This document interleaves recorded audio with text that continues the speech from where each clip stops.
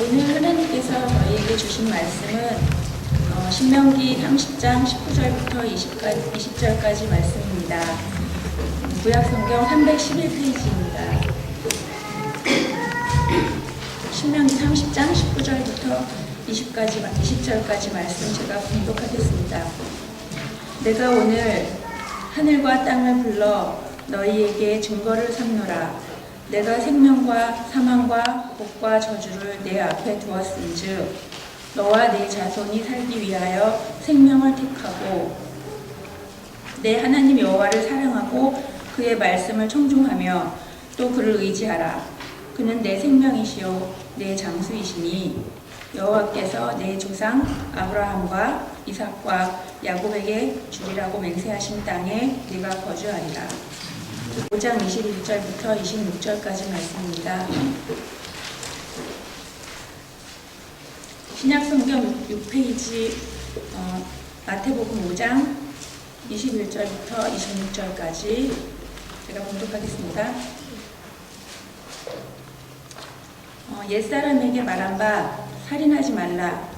누구든지 살인하면 심판을 받게 되리라 하였다는 것을 너희가 들었으나 나는 너희에게 이르노니 형제에게 구하는 자마다 심판을 받게 되고 형제를 대하여 나가라 하는 자는 공회에 잡혀가게 되고 미련한 놈이라 하는 자는 지옥불에 들어가게 되리라. 그러므로 예물을 제단에 드리려다가 거기서 내 형제에게 원망 들을 만한 일이 있는 것이 생각나거든 예물을 제단 앞에 두고 먼저 가서 형제와 화목하고 그 후에 와서 예물을 드리라. 너를 고발하는 자와 함께 길에 있을 때에 급히 사화하라. 그 고발하는 자가 너를 재판관에게 내어주고 재판관이 옥리에게 내어주어 옥에 가둘까 염려하라. 진실로 내게 이르노니 네가 한 푼이라도 남김이 없이 다 갚기 전에는 결코 거기서 나오지 못하리라.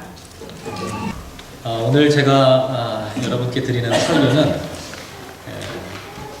제가 빅토리아 한인교회에서 마지막으로 드리는 설교입니다.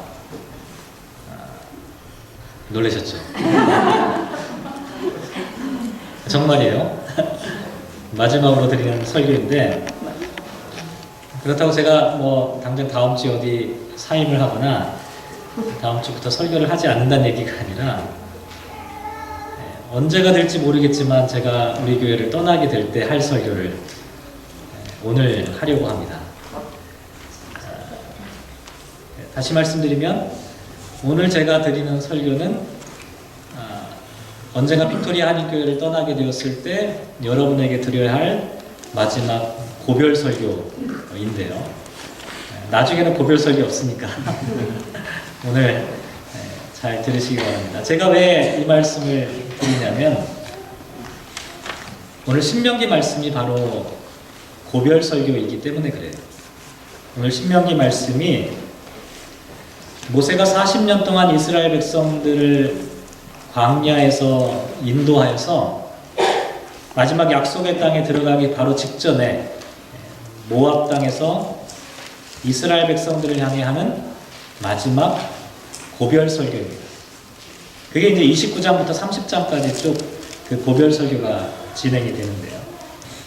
오늘 우리가 읽은 말씀이 30장 맨 마지막 19절, 20절이잖아요. 그러니까 이 말씀은 고별 설교 중에서도 고별 설교가 되는 그런 셈이라고 할 수가 있습니다. 제가 왜 이 말씀을 드리냐면 이 말씀을 이렇게 이해하지 않으면 신명기 전체에 나와 있는 말씀을 읽을 때 좀 불편한 마음이 생길 수가 있기 때문에 그래요. 특별히 어떤 점에서 그러냐면 본문 아니지만 바로 앞에 있는 16절 같은 데 한번 보실까요? 30장 16절 같이 한번 읽어보겠습니다. 시작. 곧 내가 오늘 내게 명령하여 내 하나님 여호와를 사랑하고 그 모든 길로 행하며 그의 명령과 규례와 법도를 지키라 하는 것이라. 그리하면 내가 생존하며 번성할 것이요 또 내 하나님 여호와께서 내가 가서 차지할 땅에서 내게 복을 주실 것입니다. 16절에 보면 어떤 얘기입니까? 한마디로 얘기하면 이런 얘기예요. 말 잘 들으면 복을 주겠다. 하나님 말씀을 잘 들으면 하나님께서 복을 줄 테니까 순종해라. 반면에 17절, 18절 같이 한번 해볼게요. 계속해서 시작. 그러나 내가 만일 마음을 돌이켜 듣지 아니하고 유혹을 받아 다른 신들에게 전하고 그를 섬기면 내가 오늘 너희에게 선언하노니 너희가 반드시 망할 것이다. 너희가 요단을 건너가서 차지할 땅에서 너희의 날이 길지 못할 것입니다. 무슨 얘기입니까? 반드시 망한대요. 순종하지 않으면. 신명기에 나와 있는 말씀이 대부분 다 이래요.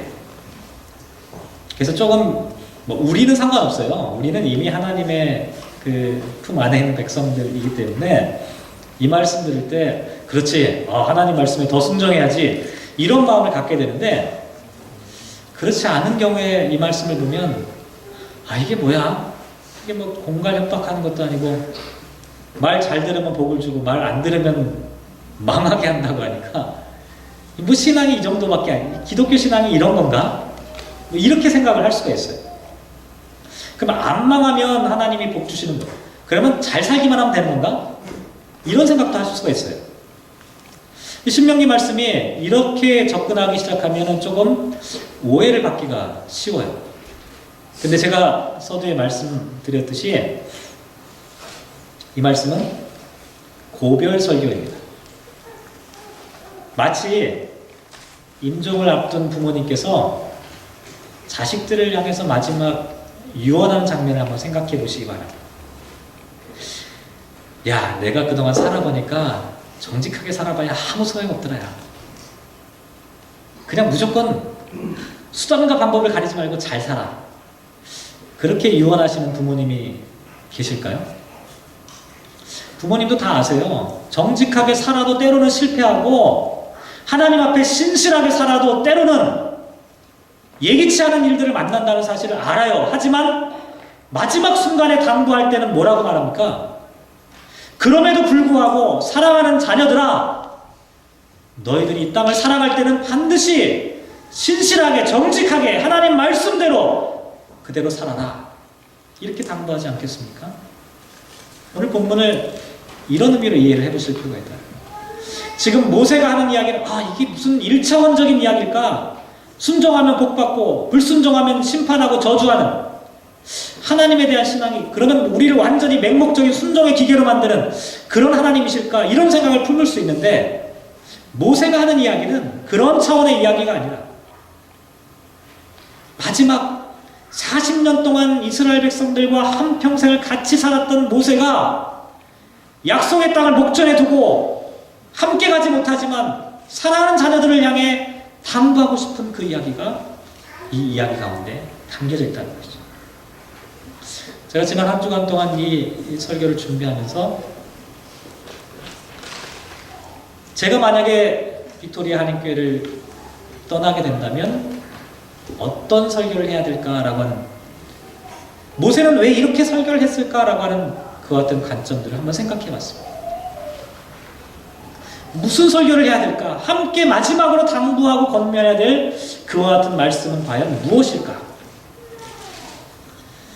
흔히 출애굽기에서 이스라엘 백성들이 홍해를 건넌 다음에 시내산에서 맺은 언약을 첫 번째 언약이라고 합니다. 첫 번째 언약이 있어요.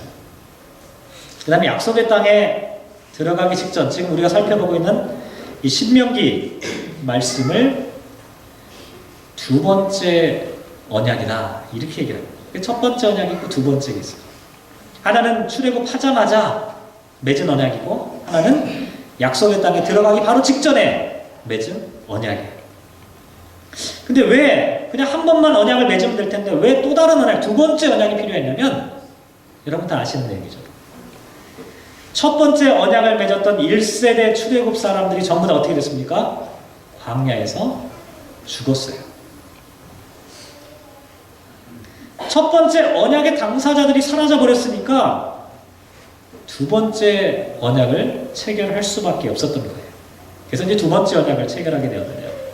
근데 왜 1세대가 다 죽었을까요? 나이가 들어서 자연적으로 죽었던 것이 아니었잖아요.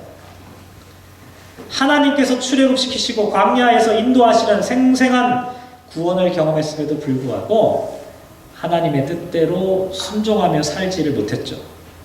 그래서 결국 약속의 땅에 들어가지 못하고 광야에서 다 죽어버렸는데 2세대 자녀들이 그 사실을 다 봤어요. 어떤 생각을 했을까요? 아마 이런 생각하지 않았을까요? 와, 우리들의 부모님이 그렇게 신앙생활을 잘 하셨는데, 그렇잖아요?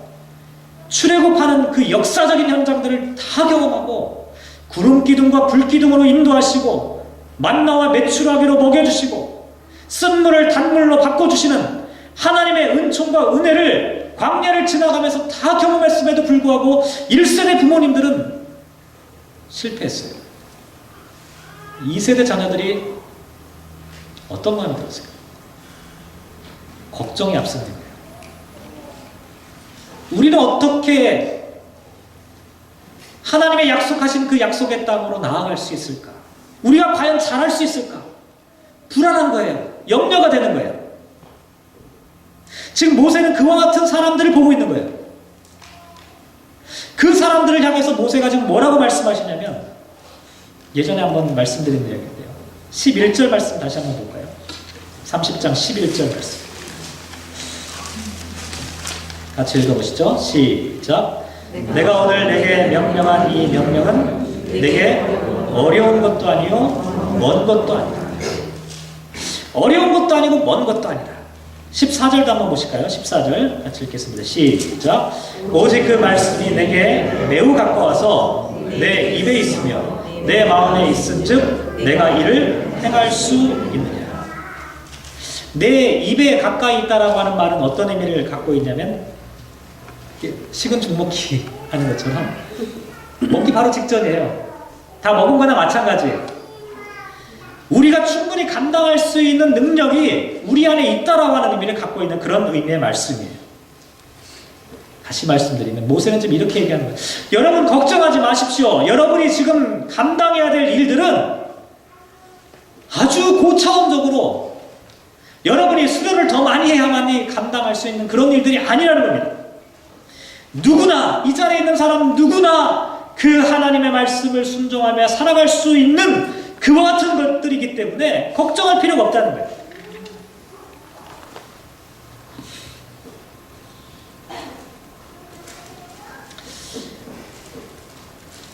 우리가 신앙생활을 하면서 때때로 오해하는 것들이 좀 몇 가지가 있는데, 어떤 것들이냐면, 구약에 나와 있는 말씀이 율법이잖아요. 구약에 나와 있는 것은 율법이고 신약에 나와 있는 것은 복음이다, 이렇게 생각을 하죠. 물론 맞는 말이에요. 그런데 구약에 나와 있는 말씀도 자세히 살펴보면 사실은 믿음이에요. 그죠? 로마서와 히브리서 말씀을 자세히 생각해보면 구약에 나와 있는 모든 신앙의 선배들의 이야기는 다 믿음에 관련된 이야기들이에요. 그러면 율법은 뭡니까? 율법은 구원받은 사람들에게 주신 하나님께서 구원받은 백성들에게 주신 삶의 모습을 가르쳐주는 그와 같은 이야기들. 무슨 얘기냐면, 우리가 구원받기 위해서 율법을 지켜야 한다라고 이렇게 주신 것이 아니라 하나님께서 출애굽하실 때 다 은혜로 구원시켜 주셨어요. 그런 다음에 하나님께서는 언약을 체결하며 율법을 주신 거예요. 근데 우리는 어떻게 생각하냐면, 그래, 율법을 잘 지켜야만 하나님의 구원을 받는다, 이렇게 생각한다는 거죠. 율법이라고 하는 것 자체가 구원받은 사람들에게 주신, 구원의 결과로 주신 그 같은 삶의 모습이었다는 것이죠. 구원의 조건이 율법이 아니라 구원의 결과가 율법이라고 하는 사실을 우리가 잘못 깨달으면 어떻게 되냐면, 이 바리새주의자들과 구약의 율법주의자들이 그런 착각 속에 빠진 거예요. 율법을 지켜야만 구원받는다. 그렇지 않아요. 구원받은 사람들이 살아가는 것이 율법이라는 거예요. 이게 구약에 나와 있는 율법의 정신입니다. 신약에서 말씀하고 있는 복음도 마찬가지예요. 우리는 십자가의 은혜를 통해 구원을 받았어요. 구원의 길에는 다른 방법이 없습니다. 그런데 이렇게 구원받은 그리스도인들이 이 세상을 살아가는 삶의 방식이 있어요. 우리는 구원받았기 때문에 사랑하는 거고요. 구원받았기 때문에 용서하는 거고, 구원받았기 때문에 자비를 베푸는 거예요. 자비를 베푸니까 구원받는 게 아니에요. 용서하니까 구원해 주시는 것이 아니에요. 우리는 하나님의 구원을 받게 되니까, 구원받는 자로 살다 보니까 자연스럽게 우리의 삶 가운데 용서와 자비와 사랑의 삶이 나타날 수밖에 없는 거예요. 애를 써가지고 자비를 실천하려고 할 필요가 없어요. 구원받은 자로 살아가다 보면 저절로 우리의 삶이 그렇게 될 수밖에 없다는 것이죠. 복음의 결과가 율법이라는 거죠. 그런데 우리는 때때로 막 율법을 지켜내려고 애를 쓰는, 신앙생활을 막 열심히 하려고 하는, 길을 쓰고 신앙생활을 해야 할 것 같은 그런 착각 속에 빠져 있는, 아니에요. 우리가 하나님과의 관계가 완전하기만 하면, 복음이 우리의 삶 가운데 충만하기만 하면, 우리는 그냥 살아가는 것 자체가 우리들의 신앙의 삶이 된다는 것이죠. 이것 때문에 모세가 지금 그 얘기를 하는 거예요. 모세가 지금, 여러분 이게 어려운 것도 아니고 먼 것도 아니고 여러분의 입에 가까이 있습니다라고 말하는 이유는 바로 그거예요. 이미 우리의 능력 안에 있다는, 우리는 이미 구원받았기 때문에, 하나님의 능력을 우리 마음속에 소유하고 있기 때문에, 우리는 이와 같은 하나님의 율법과 계명이 무거운 짐이 되는 것이 아니라 너무나 자연스러운 삶의 한 형편이 되고 있다는 것을 우리에게 말씀해 주고 있다. 그래서 16절 말씀을 다시 한번 보면 16절에 이렇게 말씀하고 있죠. 내가 오늘 내게 명령하여 내 하나님 여호와를 사랑하고, 먼저 이야기하는 것이 내 하나님을 사랑하는 것이다 말씀하고 있고, 그 다음에 뭐라고 얘기하냐면 그의 명령과 규례와 법도를 지키라 이렇게 나와 있습니다. 우리가 하나님의 구원의 은총을 경험하고, 하나님의 사랑을 통해 구원의 은총을 경험하고 나면, 그러면 우리의 삶 가운데는 하나님의 명령과 규례와 법도를 지켜내는 삶이 자연스럽게 수반되어질 수밖에 없다는 것을 우리에게 말씀하고 있다는 거예요. 모세가 이거를, 이스라엘 백성들이 쫙 모여 있는데요, 모압 평지에서 이스라엘 백성들이 구름대같이 모여 있는데 이거를 얘기하고 싶었던 거예요. 너무나 쉬운 거니까 걱정하지 마시라고.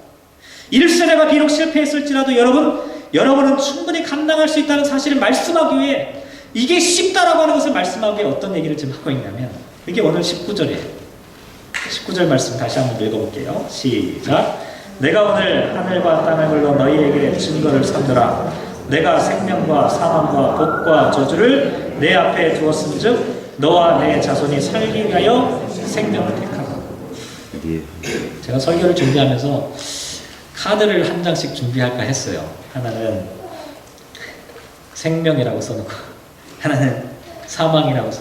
그러면서 제가 이거 뭐 주일학교 설교가 아니라 작년 설교인데 뭐 그럴 필요까지 있을까? 근데 그 얘기예요. 한쪽에는 생명이 있고 한쪽에는 사망이 있어요. 여러분 뭘 선택하시겠어요? 고민되시나요?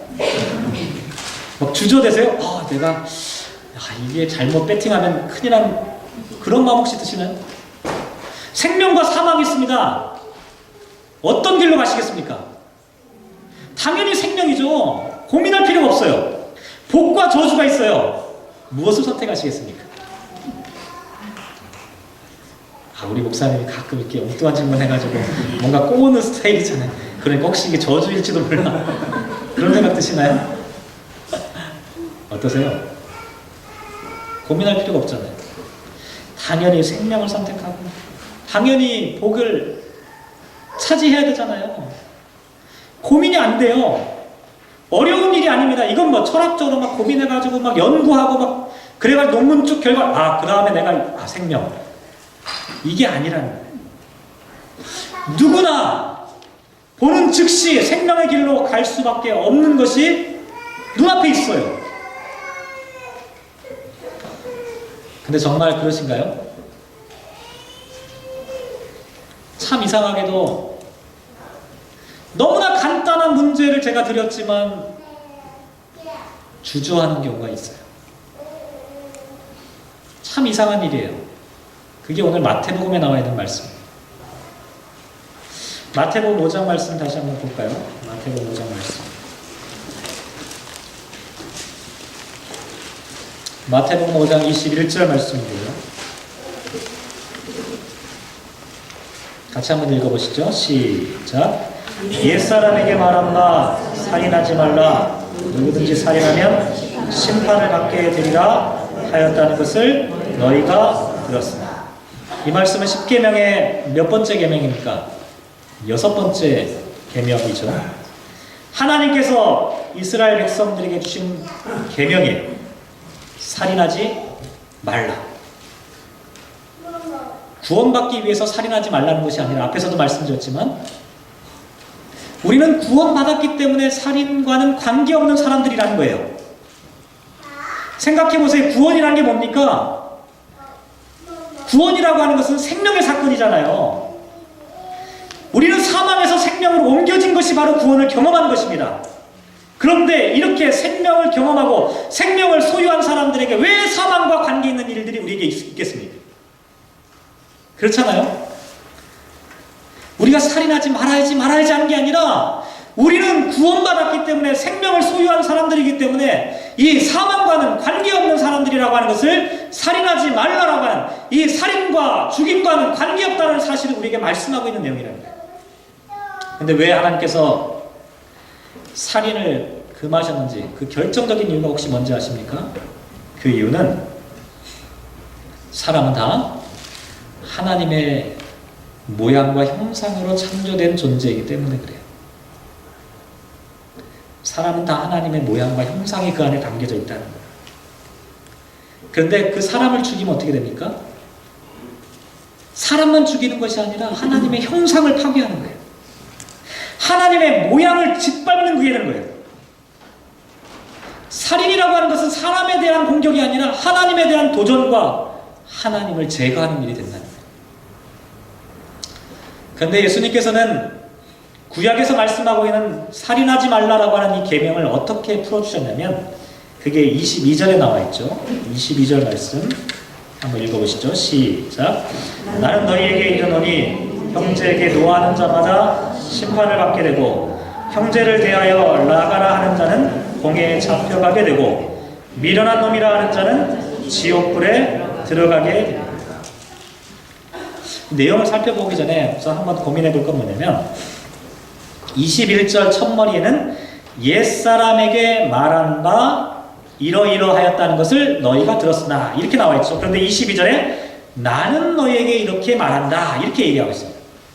21절에서 너희는 이런 말을 들었다라고 하는 말은 이 유대의 랍비들이 흔히 이야기하는 겁니다. 구약에 나와 있는 말씀을 인용할 때 구약에 이러이러한 말씀이 있다는 거 여러분 아시죠? 이렇게 얘기할 때 쓰는 방식이에요. 이건 문제가 안 돼요. 그런데 22절에 나는 너에게 이렇게 말한다라고 하는 이 말씀은 상당히 중요하고 특별한 의미를 갖고 있습니다. 무슨 얘기냐면, 하나님의 계명의 말씀과 지금부터 얘기하는 예수님의 말씀은 동일한 권위를 갖고 있다는 거예요.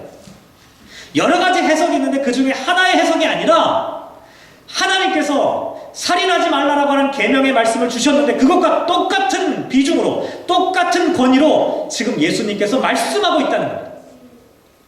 그 말씀이 뭐냐면 뭐죠? 사람을 죽이는 이 살인이라고 하는 것을 예수님은 무엇과 동일하게 보고 계시냐면, 형제에게 대하여 노하는 것이다 이렇게 말하고 있고요. 형제에 대하여 라가라 하는 자다. 또 미련한 놈이라고 하는 것을 살인하는 것과 똑같은 그 같은 비중으로 설명하고 있다는 거죠. 문제는 왜 이것이 같은 비중으로 취급되고 있느냐는 것이죠. 왜 사람을 죽이는 것과 욕하고 분노하는 것을 왜 동일한 선상에서 지금 놓고 있냐라고 하는 것을 한번 생각해 볼 필요가 있습니다. 왜냐하면 예수님은 육체적인 살인의 그 밑바탕에는 분노가 있다는 사실을 보셨기 때문에 그래요. 다시 말씀드리면 살인의 내적인 동기가 바로 분노라는 겁니다. 사람이 사람을 해칠 때는요, 물론 탐욕 때문에 그런 경우도 있지만 대부분의 경우에는 그 안에 분노가 있어요. 분노의 폭발이 나중에는 결국 사람을 죽이는 일이 돼버린다는 거예요. 그럼 또 이렇게 얘기하시는 게 있어요. 아이, 그렇다고 우리가 다 열받는다고 다 죽이나요? 그렇진 않죠. 모든 분노가 살인을 일으키지는 않습니다. 그런데 한번 곰곰이 생각해 보세요. 여러분, 분노할 때 왜 살인까지 나아가지 않는지 그 이유 아세요? 왜냐하면 거기에 대한 반대급부를 우리가 알고 있기 때문에 우리가 학습을 받았어요. 우리가 살인하게 되면 내가 분노를 해소하는 것보다 더 큰 반대급부가 나에게 주어진다라고 하는 것을 경험과 학습을 통해 이해하고 있으니까 분노가 치밀어 오르지만 그 분노를 폭발시키지 못하는 거예요. 근데 만약에 한번 생각해 보세요. 그런 장치가 사라져버렸다. 내가 힘이 있고 총도 있고 칼도 있고 나중에 내가 다른 사람을 죽여도 거기에 대한 보복을 받을 역량은 전혀 없다. 그런데 내가 내 안에 어떤 폭발적인 분노가 일어납니다. 여러분, 그 분노를 억제할 수 있나요? 여러분은 다 하실 수 있을지 몰라도 제가 경험하고 제가 가끔 군대에 있을 때 얘기를 가끔 드리는데 제가 철책선에서 군대 생활했다고 말씀드렸잖아요. 철책선에는 밤마다 근무를 나가는데 하룻밤에 나가면 6시간씩 근무를 서요. 나갈 때 뭘 주냐면 건빵을 주는 게 아니라 수류탄 2발을 주고 그 다음에 실탄 20발을 탁 끼고 그러고 나가요.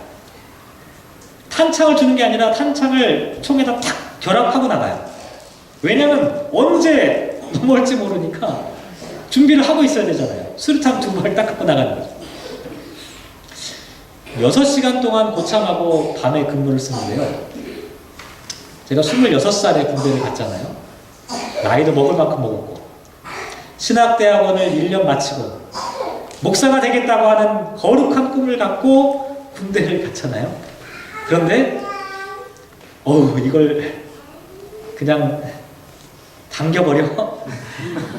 이런 마음이 막 일어나네요. 6시간 동안 그 초소에서 두 사람이 같이 있는데 고참이 막 6시간 동안 괴롭히는 거예요. 미치겠는 거예요. 나보다 나이는 5살, 6살 어린 막내 동생 뻘 되는 그 친구가 머리를 박아시키고 막 노래를 시키고 막 모욕적인 일들을 막 하는데 견디기가 어려운 거예요. 그냥 이 수류탄을 그냥 어떻게 해볼까?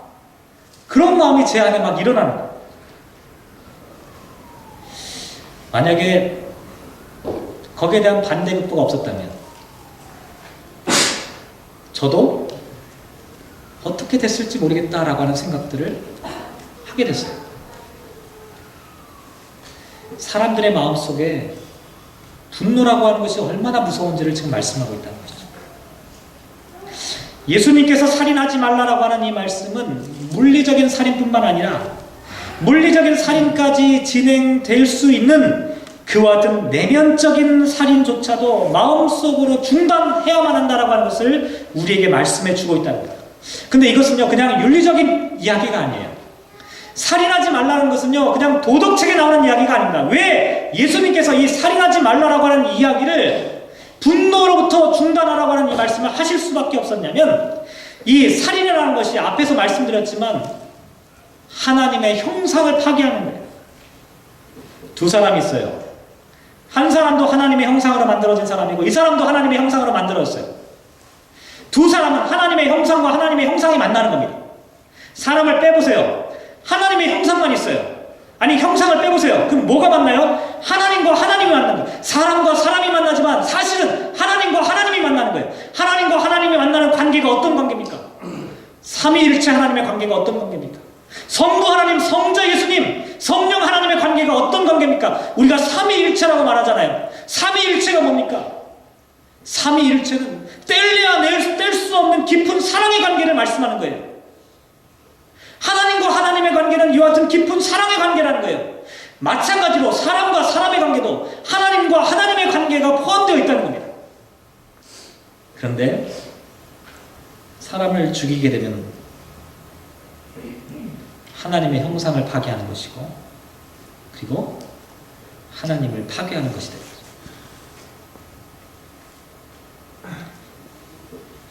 그것이 어디로부터 시작되냐면 미움과 분노로부터 시작된다라고 하는 것을 예수님께서 말씀하고 있다는 거죠.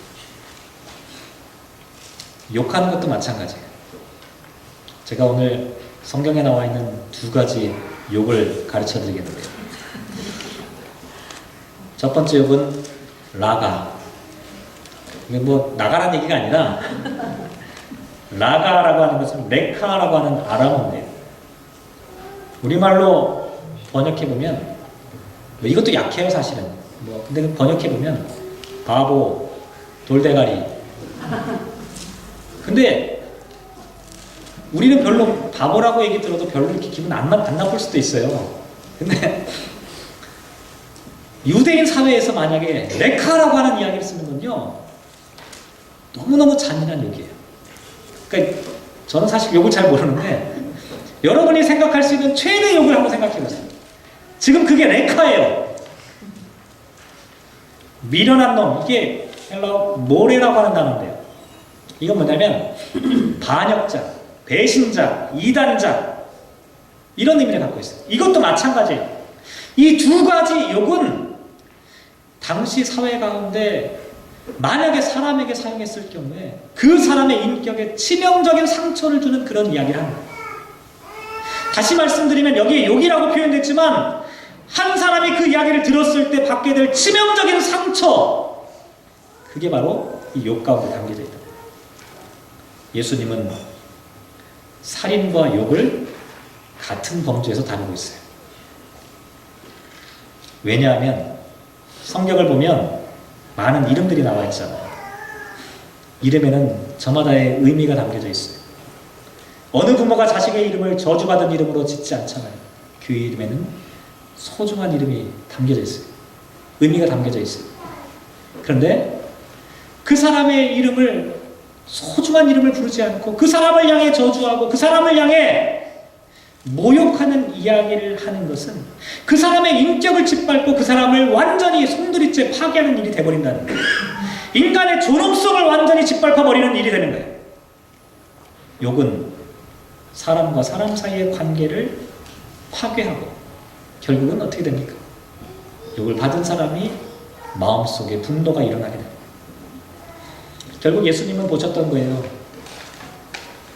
살인이라고 하는 물리적인 그 행위 밑바탕에 분노와 욕설과 모욕이라고 하는 것이 자리 잡고 있다는 거예요. 육체적인 살인이 일어나는 그 동기에는 내재적인, 심리적인, 잠재적인 살인이 그 안에 담겨져 있다는 거죠. 생명을 파괴하는 일이라는 거예요. 제가 앞에서 아주 간단한 퀴즈를 드렸잖아요.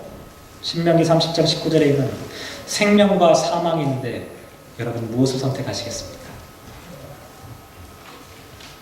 복과 저주가 있는데 여러분 무엇을 선택하시겠습니까? 너무나 간단한 퀴즈를 드렸잖아요. 생명과 사망 중에서 생명을 선택하지 않고 사망을 선택할 수밖에 없다고 말할 수 있는 분 계신가요? 그러고 싶은 분 계신가요? 복과 저주가 있는데 복을 택하지 않고 나는 저주를 택하고 싶다라고 그렇게 마음 먹고 결단하신 분 계신가요? 그런데 이상하게도 너무나 간단한 생명과 복의 길이 있는데 우리는 생명이 아니라 사망을 택할 때가 너무나 많이 있다는 거예요. 우리가 형제를 미워하고 분노하고 모욕하고 인격을 파괴하는 순간 우리는 무엇을 선택하고 있어요? 생명이 아니라 사망을 선택하고 있습니다. 제가 오늘 이 설교를 고별 설교라고 말씀드렸습니다. 한 주간 제가 여러분에게 꼭 드리고 싶은 설교가 바로 이 설교였습니다. 아니 그동안 제가 얼마를 더 여기서 사역을 하게 될지 모르지만 제가 여러분에게 꼭 드리고 싶은 담부가 바로 이것입니다. 우리는 생명을 선택해야 되지 않겠습니까? 우리는 하나님의 복을 누리며 살아야 되지 않을까요? 아멘. 말씀을 마무리하죠. 마태복음 5장 23절과 24절 말씀에 보면 예수님께서 이렇게 말씀하십니다. 그러므로 예물을 제단에 드리려다가 거기서 내 형제에게 원망 들을 만한 일이 있는 것이 생각나거든 예물을 제단 앞에 두고 먼저 가서 형제와 화목하고 그 후에 와서 예물을 드리라. 예물을 드리는 것보다 화목하는 것이 더 중요하고 본질적이다라고 말씀하고 있습니다. 여기 화목하다라고 되어 있지만 헬라어 문법을 보면 수동 명령형으로 되어 있습니다. 그 사람과 화해되도록 하라. 그냥 내 입장에서만 화해가 되고 끝나는 것이 아니라 그 사람과 나 사이의 쌍방의 관계에서 화해가 성취되도록 하라 라고 하는 이야기를 갖고 있습니다. 적당히 타협하거나 양보하라고 하는 말씀이 아닙니다. 맺힌 한이 풀리게 하고 진정으로 용서가 되고 이해가 되고 서로 간에 받아들이는 그런 관계를 회복하라고 말씀하고 있는 거예요. 그래서 26절 말씀에 보면 한 푼이라도 남김이 없이 다 갚기 전에는 결코 거기에서 나오지 못하리라고 말씀하고 있습니다. 한 푼도 남김없이 조금의 남김도 없이 그 모든 것들이 완전히 해결되어야 한다는 것을 말씀합니다. 누가 이 일을 먼저 해야 되겠습니까? 우리가 혹시 이 땅을 살아가면 혹시라도 우리 안에 얽혀있는 문제가 있다면 누가 먼저 일을 해야 될까요? 예수님 이렇게 말씀하시죠. 그 사실을 깨달은 사람이 먼저 가라. 저와 여러분 이 땅을 살아가면서 갈등 없이 문제 없이 살아갈 수는 없습니다. 그런데 문제는 뭐냐면 그 갈등을, 그 문제를 치유하지 않고서는 온전한 예배를 드릴 수 없다는 사실이에요. 내 마음속에 미움과 분노가 있는데 생명이신 하나님 앞에 어떻게 예배가 되겠습니까? 내 마음속에 사망의 그림자가 있는데 어떻게 생명의 주인공이신 하나님 앞에 예배를 드릴 수가 있겠어요? 그래서 예수님은 예물을 드리려다가도 중단하라는 거예요. 당시 유대교에서요, 예물을 드리다가 중단하는 것은요, 심각한 범죄 행위였어요. 그럼에도 불구하고 예수님은 중단하라고 말씀하는 거예요. 이것보다 더 중요한 것이 사망의 길을 선택하는 것이 아니라 생명의 길을 찾는 것이기 때문에 그래요. 호세아서 6장 6절 말씀에 보면 나는 인내를 원하고 제사를 원하지 아니하며 번제보다 하나님을 아는 것을 원하노라라고 말씀하고 있습니다. 화목이 없는 예배, 화목을 실천하려는 노력조차 하지 않는 예배 하나님께서 받을 수가 없습니다. 왜냐하면 예배는 생명의 길로 나아가는 것인데 마음속에 분노와 미움과 갈등과 싸움과 다툼을 갖고 살아계신 하나님 앞에 예배할 수는 없기 때문에 그래요. 하나님은 생명이십니다. 모세는 하나님은 생명이라고 말씀하고 있습니다. 생명의 주인공이신 하나님 앞에 우리는 생명으로 나아가야 하는 것입니다.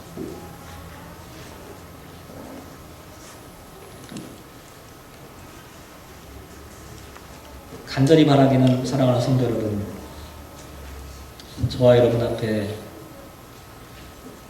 모세의 설교를 들려주신 그 의미를 생각해 보시기 바랍니다. 여러분 이거 어려운 것이 아닙니다. 여러분 노력해야만 되는 것이 아닙니다. 불가능한 일을 말씀하는 것도 아닙니다. 여러분의 손 앞에 있습니다. 여러분의 입에 가까이 다가와 있습니다. 누구나 할 수 있는 일입니다.